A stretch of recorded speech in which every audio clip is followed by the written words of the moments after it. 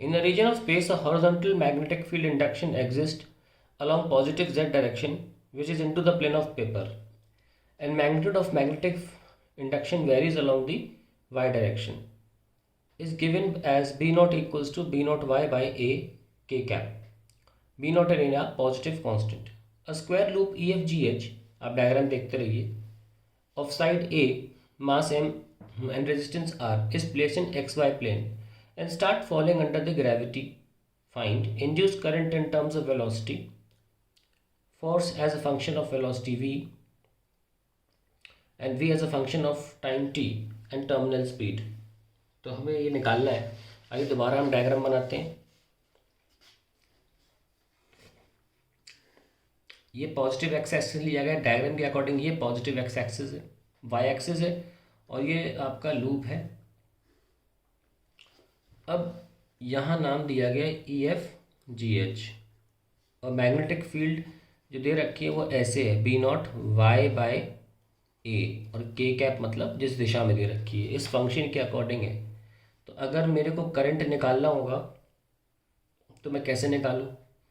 पहले मैं इसको नीचे गिराता हूँ, उससे मुझे पता लग जाएगा इलेक्ट्रॉन किधर जा रहे हैं.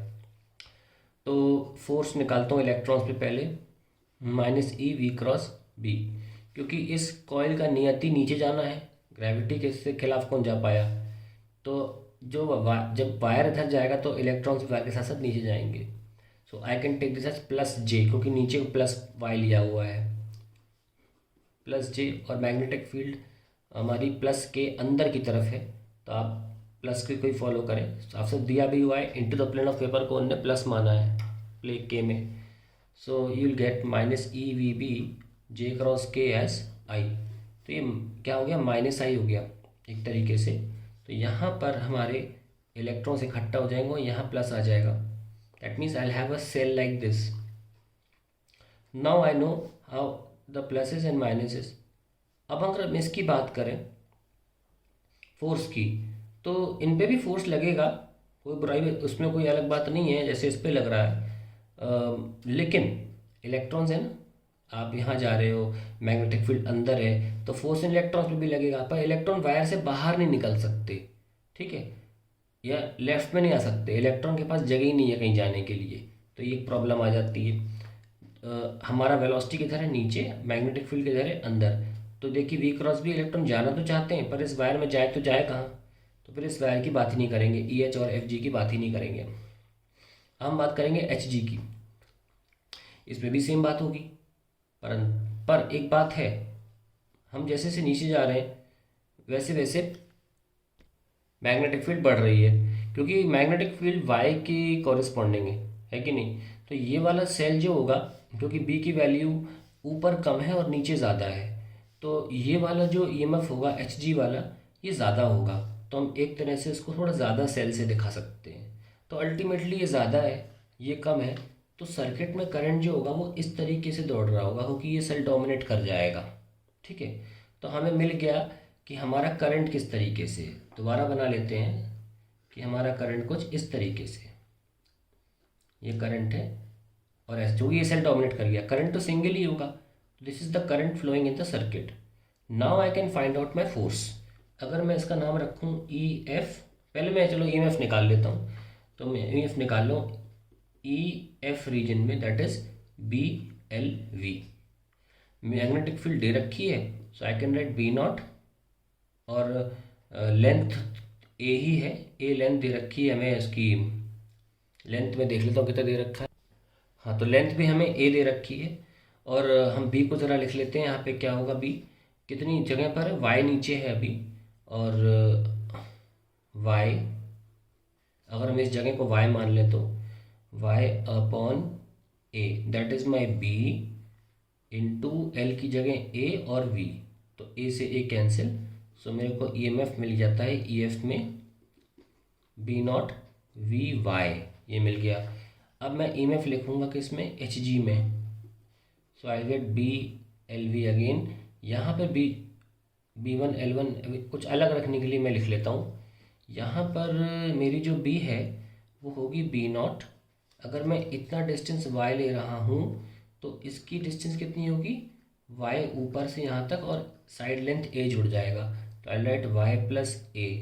ठीक है, इसके हिसाब से लिख रहा हूँ मैं, वाई प्लस ए, ये ए कांस्टेंट है नीचे रहेगा, हमने b1 लिख लिया, l1 तो a ही है और वेलोसिटी v रहेगी, तो लीजिए ये भी हो गया। तो ये ज़्यादा था, हमने बताया आपको।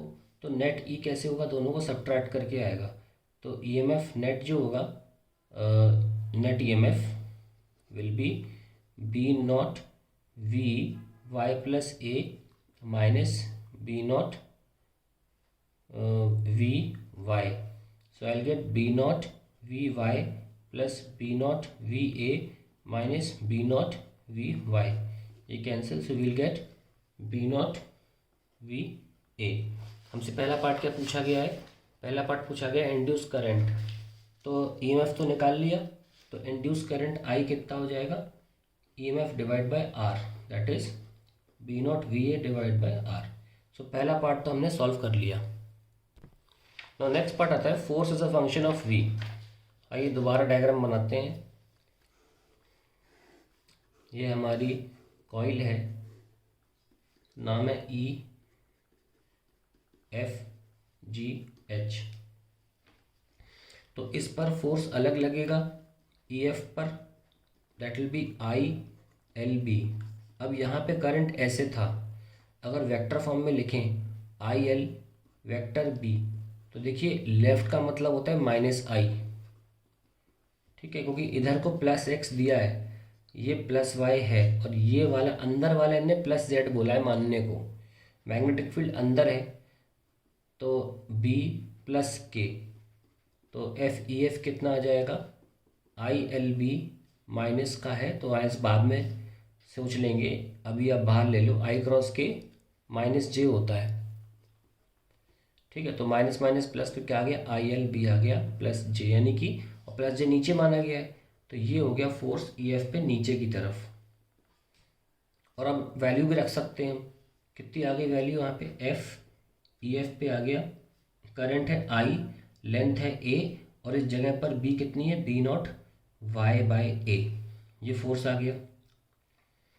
अब बारी आती है एफ एच जी की, बहुत ऑब्वियस सी बात है, इसमें करंट यहाँ है तो फोर्स इधर लगेगा, एच जी पर फोर्स जो लगेगा उसका आंसर होगा I l B, I is I l हम ए ले लेते हैं, और इस जगह पर बी क्या है, B naught Y plus A upon A, ये हमारा फोर्स हो गया एच जी पर, दोनों अपोजिट हैं, तो नेट फोर्स के लिए हमें डिवाइड करना होगा। पहले तो हम देखिए ये कैंसिल कर सकते हैं और ये भी कैंसिल कर सकते हैं, तो हमारा एफ नेट आ जाएगा I B naught Y plus A minus I B naught Y, that is I B naught Y plus I B naught A minus I B naught Y, ये cancel, so we get I B naught A, और हमने अभी भी आई निकाला था उसको हमें यहाँ रख देना चाहिए, वो हमारा क्या आया था I, that was B naught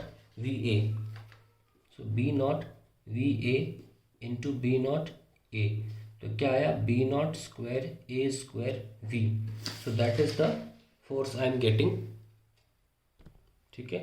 और सॉरी आई तो डिवाइड बाय आर भी था, ठीक है, सॉरी ये डिवाइड बाय आर था, तो एक आर नीचे आएगा, और नेट फोर्स क्योंकि ऊपर की तरफ है और नीचे को प्लस जे माना है, तो ये हो गया माइनस का जे, सो ये आपका नेट फोर्स भी आ गया। अब थर्ड पार्ट पूछा है, वो पूछा है v as a function of time and terminal velocity. Now we know that हमारा जो ये ब्लॉक है, ये कॉइल है, स्क्वायर कॉइल, ये नीचे गिर रहा है एम जी फोर्स से, और हमने नेट फोर्स लगाया इस पर, ऊपर जो निकल रहा था आ गया, ये हमारा नेट फोर्स है B square A square we by r, वो आ रहा है B naught square A square we by r, ये हमारा इसका नेट फोर्स आ गया। तो माइनस कर लेंगे इसको अगर हम एफ नेट के लिए, so it will be m ji minus B naught square A square we by r, इसको लिख सकते हैं हम एम कैपिटल ए, नहीं तो हम कंफ्यूज हो जाएंगे अगर इसमें हमने एक्सेलरेशन को हमने ए लिख लिया तो, ठीक है, तो हम बेहतर होगा अभी कैपिटल ए से दिखा दें, थोड़ी देर बाद ये गायब भी हो जाएगा, क्योंकि इसको d we by D t भी लिखना है, चाहे तो अभी लिख लो, ठीक है। So M ji minus B naught square A square we by R. ठीक है, सब सही चल रहा है अभी। तो D we by D T हो जाएगा G minus B naught square A square we by R. Not D V divided by G minus B naught square A square we by R is equals to D T. Integrate करेंगे 0 से T time तक, 0 से we speed तक। तो यहाँ से start करते हैं, थोड़ा लेंदी हो जाएगा ये। Log of g minus B naught square A square we by r whole divide by minus B naught square A square by r equals to t. ये 0 से वी है। So log of g minus B naught square A square we by r, और इसको 0 से we लिखे रहने दो। अब इसको भेज दो नीचे, क्या हो जाएगा माइनस का B naught square A square by R into T. बार बार लिखने के लिए अच्छा है मैं इस चीज़ को थोड़ी देर के लिए जेड मान लूँ, जगह कम घेरेगी। तो log of g minus Z v is equals to minus का जेड टी। ठीक है, चलिए अब हम इसमें लिमिट रख देंगे।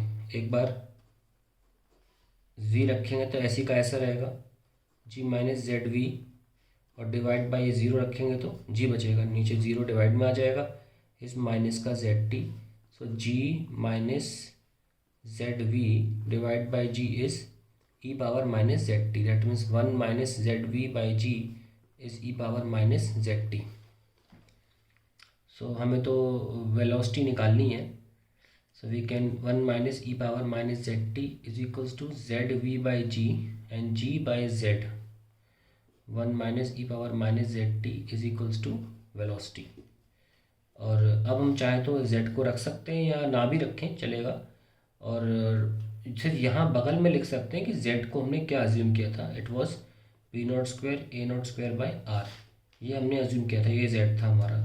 ठीक है, यहाँ लिख के ऐसे छोड़ा जा सकता है, और आपको करना ही है तो आप आर को ऊपर ले आओ, है ना। तो G are upon B naught square A square 1 minus, चाहो तो यहाँ भले लिखे रहने दो, क्योंकि हमें अल्टीमेटली बहुत इंपॉर्टेंट चीज़ निकालनी है टर्मिनल वेलोसिटी, और ये चीज़ 0 हो जाएगी टी इनफाइनाइट पर। तो अगले स्टेप में टर्मिनल वेलोसिटी हो जाएगी that is g are upon B naught square A square, and that is the answer to the question. ये आपका नॉर्मल स्पीड आ गई, ये विथ रिस्पेक्ट टू टाइम, और ये टर्मिनल स्पीड आ गई।